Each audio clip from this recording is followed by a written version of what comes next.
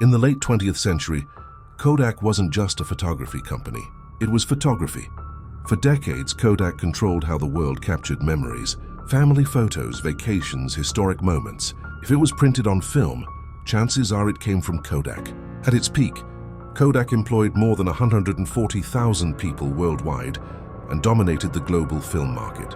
Its brand was so powerful that the word Kodak became synonymous with photography itself. But what makes Kodak's story so tragic is that the technology that destroyed the company was created inside its own walls. In 1975, a young Kodak engineer named Steven Sasson built something revolutionary. It was the first digital camera. The device was crude. It weighed several kilograms. The images were black and white, and it stored photos on a cassette tape, but it worked.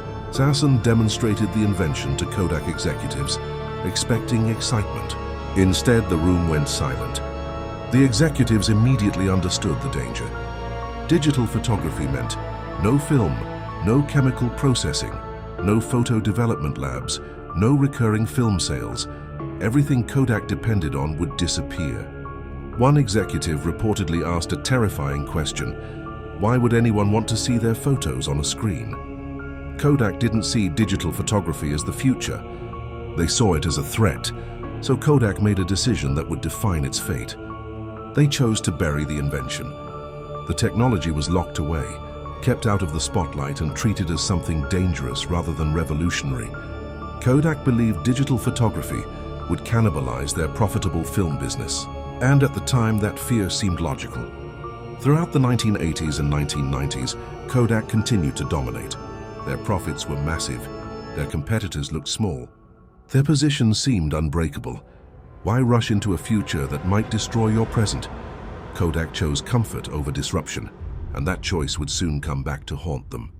While Kodak hesitated, the rest of the world moved forward. Companies like Sony, Canon, and Nikon aggressively invested in digital cameras. The technology improved rapidly.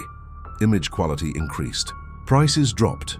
Digital photography became accessible to everyone. And then something even more disruptive appeared: the smartphone. Suddenly, photography no longer required film, printing labs, physical cameras.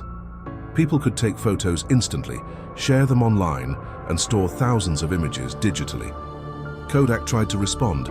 They launched their own digital cameras. They invested in printers. They even experimented with online photo sharing platforms. But every move came too late. Kodak had a fundamental problem. They didn't want digital photography to replace film. They wanted it to protect film. And in fast-moving industries, hesitation is fatal. By the time Kodak fully committed to digital technology, competitors had already won the market. Consumers had moved on. Revenue collapsed. Jobs disappeared. Factories closed. In 2012, Kodak filed for bankruptcy. A company that once captured the world's memories couldn't adapt to the future it invented. Kodak's downfall wasn't caused by bad technology. It wasn't caused by lack of innovation. It was caused by fear of change. Kodak chose to protect yesterday instead of building tomorrow. And that single decision turned one of the most powerful companies in history into a warning for every business that followed.